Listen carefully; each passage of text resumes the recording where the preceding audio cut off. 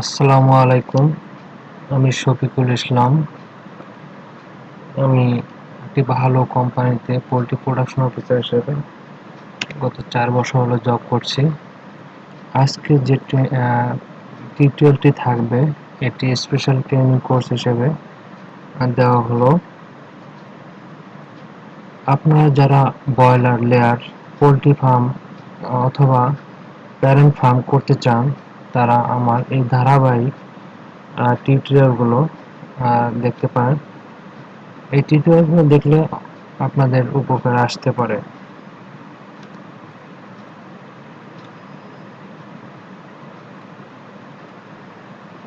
Poultry farm করুন, স্বাবলম্বী হন এর দ্বিতীয় পর্বের দ্বিতীয় অংশে আপনাকে স্বাগতম।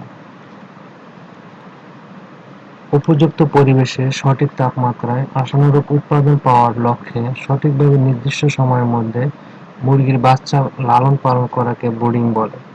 এক্ষেত্রে তাপমাত্রা প্রাকৃতিকভাবে না থাকলে তা কৃত্রিমভাবে বাড়িয়ে বা কমিয়ে সঠিক মাত্রায় আনতে হবে। ফার্মে ব্রুডিং কার্যক্রম চলাকালীন সময়ে করণীয় কাজসমূহ: প্রথমত, শেডে বাচ্চা ওঠার কমপক্ষে ২-৩ দিন পূর্বে ব্রুডিং মালামাল জীবাণুমুক্ত করে শেডে ঢোকাতে হবে। এক্ষেত্রে কমপক্ষে ১০ সপ্তাহ যাতে তুষ ব্যবহার করা যায় সেই পরিমাণ তুষ শেডে একবারে প্রবেশ করাতে হবে। এখানে যে প্রথম যে পয়েন্টটা দেওয়া আছে এটি প্যারেন্ট ব্রয়লারের ক্ষেত্রে প্রযোজ্য। যদি আপনারা ব্রয়লার ফার্ম করেন সেক্ষেত্রে আপনি ১ মাসের জন্য ৩০ দিনের জন্য আপনার তুষ শেডের ভেতরে ঢুকাবেন। দ্বিতীয় পয়েন্টটিতে দেখা যাচ্ছে শেডের যে স্থানে ব্রুডিং হবে সে স্থানে তুলনামূলক বেশি তুষ সেট করে তারপর তুষের উপরে চিক গার্ড তৈরি করে হোবার ঝুলাতে হবে, যাতে করে ব্রুডিং কাজে ব্যবহৃত তুষ শেডের অন্যান্য স্থানের তুষের সাথে মিশানো যায়। এখানে যে হোবার এখানে চিক গার্ড যে শব্দগুলো ব্যবহার করা হয়েছে এগুলো হয়তোবা আপনারা জানেন না, কিন্তু আমার এই টিউটোরিয়ালের শেষের দিকে চিক গার্ড এবং হোবার চিত্র দেওয়া হয়েছে, সেগুলো দেখে আপনারা বুঝতে পারবেন। বাচ্চা চিক গার্ড ছাড়ার পূর্বে চিক পেপারের উপর ড্রিঙ্কার পানি দিয়ে সাজিয়ে রাখতে হবে। অতঃপর বাচ্চা ওজন নিয়ে গণনা করে চিক গার্ডের সমানুপাতিক হারে ছেড়ে দিতে হবে। এক্ষেত্রে মোরগের জন্য আলাদা চিক গার্ড তৈরি করতে হবে এবং সকল চিক গার্ডের চিক পেপারের উপর দানাদার খাবার ছিটিয়ে দিতে হবে। পরবর্তীতে চিক ট্রেতেও খাবার দিতে হবে। চিক হাউজের তাপমাত্রা স্ট্যান্ডার্ড মাত্রায় রাখতে হবে, তবে এক্ষেত্রে বাচ্চা যেরূপ তাপমাত্রায় স্বাচ্ছন্দ্য বোধ করে সেই পরিমাণ তাপমাত্রা বলবৎ রাখা বাচ্চার জন্য ভালো। থিওরিটিক্যাল হিসেবে আমরা যেটা জানি যে প্রথম দিন ব্রুডিং চলাকালে বাচ্চার স্বাভাবিক তাপমাত্রা থাকে ৩৩ ডিগ্রি তাপমাত্রা। সেক্ষেত্রে আপনি এই নিয়মটি না মেনে বাচ্চা যে তাপমাত্রায় আরাম বোধ করবে বা যে তাপমাত্রায় বাচ্চা স্বাভাবিকভাবে চলাফেরা করতে পারবে আপনার সেই তাপমাত্রা শেডের ভিতরে রাখার চেষ্টা করবেন। তাপমাত্রা দিতে হবে আপনাকে প্রথম দিন থেকে শেষ দিন পর্যন্ত।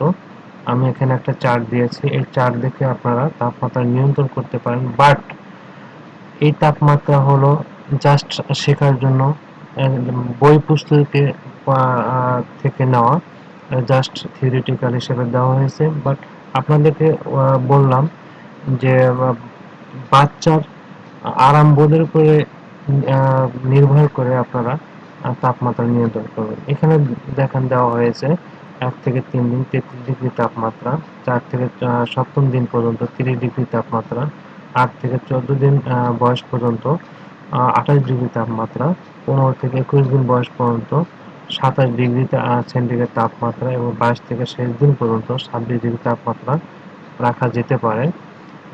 এই তাপমাত্রা নিয়ন্ত্রণের জন্য আপনি অবশ্যই আপনার ফার্মে একটি থার্মোমিটার ঝুলিয়ে রাখবেন।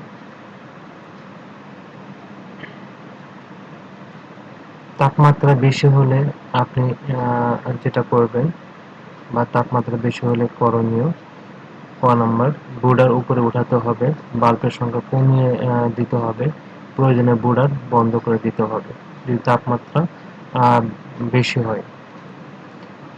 খ নাম্বার, চিক হাউসের পর্দা উঠিয়ে দিতে হবে, প্রয়োজনে শেডের পর্দা বাতাসের বিপরীত উপরে উঠিয়ে দিতে হবে।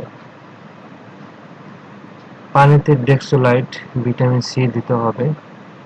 এখানে ডেক্সোলাইট বলতে স্যালাইন জাতীয় ঔষধ বোঝাচ্ছে। এখানে ডেক্সোলাইট আছে, সিলেক্টোলাইট আছে। প্রয়োজনে বাচ্চা থেকে দূরে ফ্যান চালিয়ে তাপমাত্রা কমানো যেতে পারে। তাপমাত্রা কম হলে করণীয়, তাপমাত্রা বেশি হলে যেমন বার্ডের জন্য সমস্যা তৈরি হতে পারে, সেক্ষেত্রে তাপমাত্রা কম হলেও বাচ্চার সমস্যা হতে পারে।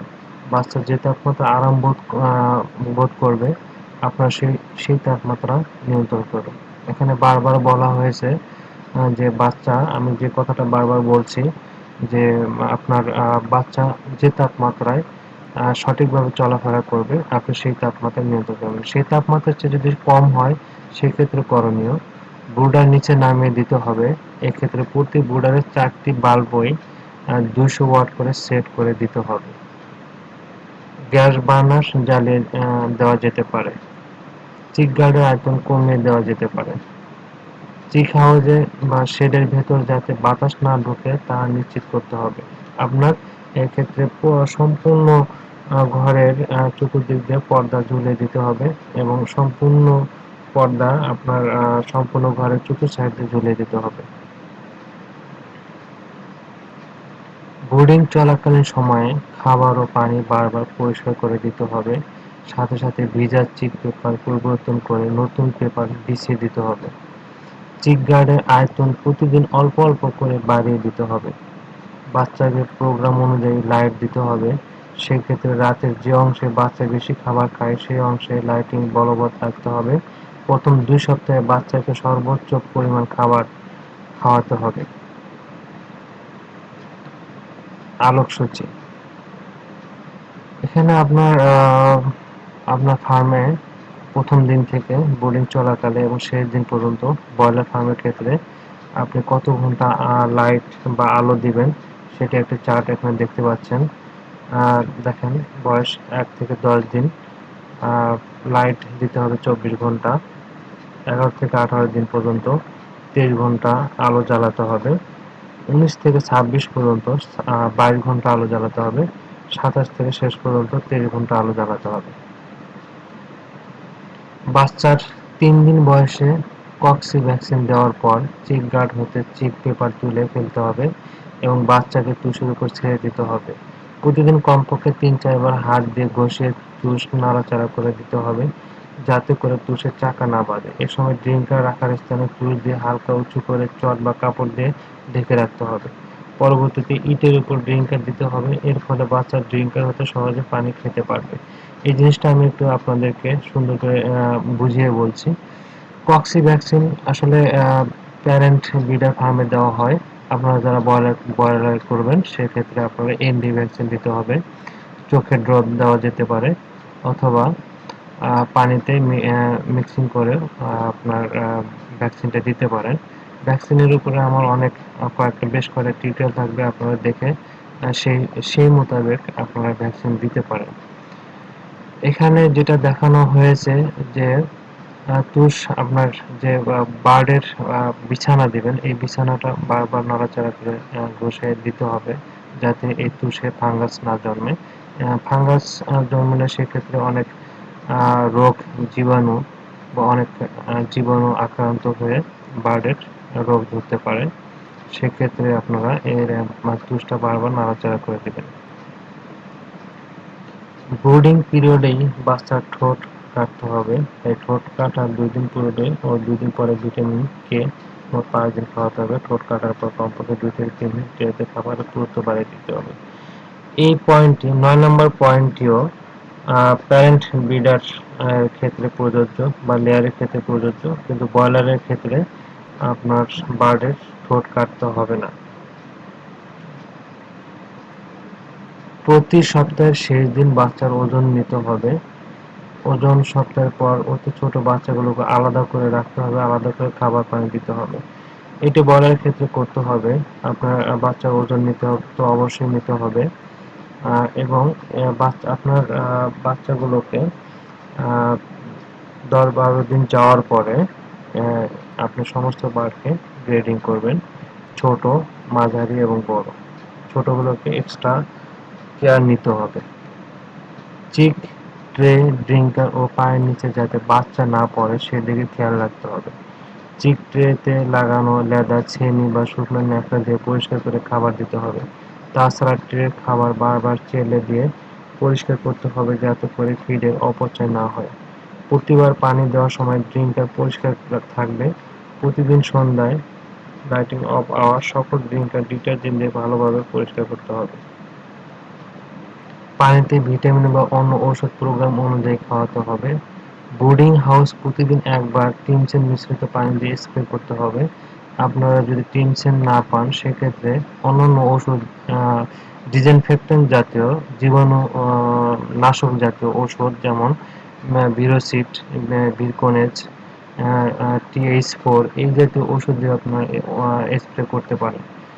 শেডের ভেতর যাতে বন্য পশু ঢুকতে না পারে সেদিকে বিশেষ খেয়াল রাখতে হবে। এই পয়েন্ট অতি গুরুত্বপূর্ণ বায়োসিকিউরিটির জন্য।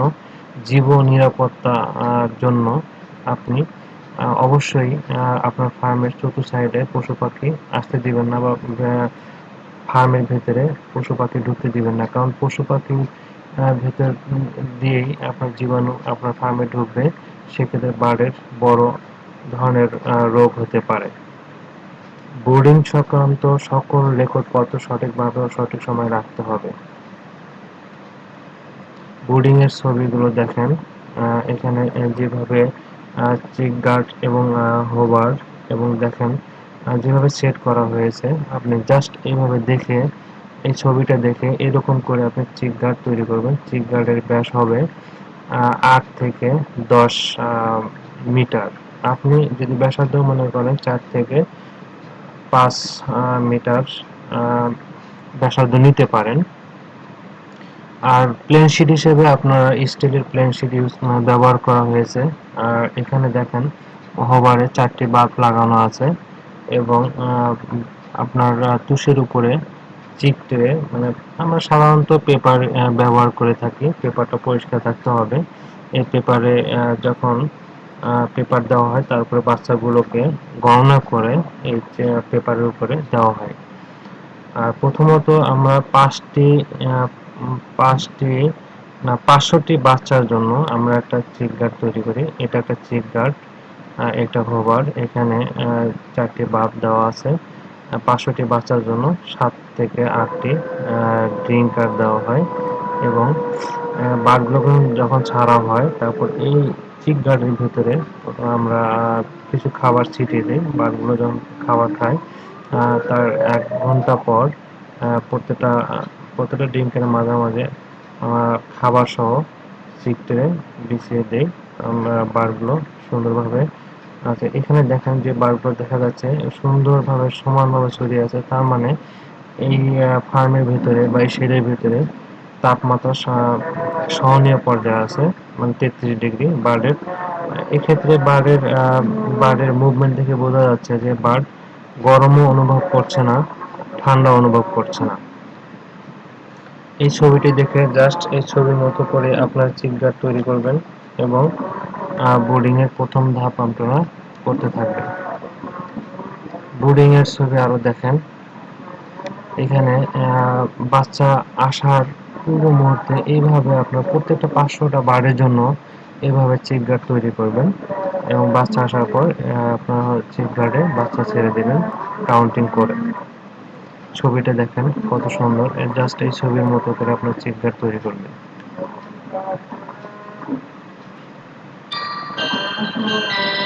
সবাইকে ধন্যবাদ। আজকের টিউটোরিয়াল এই পর্যন্ত। আপনারা এখানে যে ইয়েগুলো দেখতে পাচ্ছেন, সিম্বলগুলো দেখতে পাচ্ছেন, এগুলো স্পেশাল টিউটোরিয়াল থাকবে যদি আপনাদের ভালো সাড়া পাই। যদি আমার এই টিউটোরিয়ালগুলো দেখে যদি আপনারা মনে করেন আপনাদের সামান্যতম উপকার আসে বা আপনাদের রেসপন্স কতটুকু আছে এটা দেখে আমি এরপরে এই ব্যবস্থাগুলো নেব, এই টিউটোরিয়ালগুলো দেব, স্পেশাল টিউটোরিয়াল এগুলো অবশ্যই আপনি যদি ফার্ম করেন এই টিউটোরিয়াল আপনার অবশ্যই প্রয়োজন লাগবে।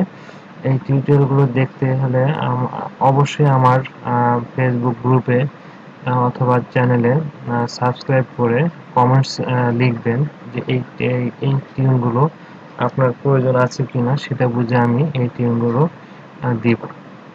তো সুস্থ থাকুন, ভালো থাকুন, এই কামনায় শেষ করছি। তবে যাওয়ার আগে আপনাকে আমি অবশ্যই আবার একটি বলবো, আমার ব্লগ আছে techgolpo.blogspot.com। এখানে আমার সমস্ত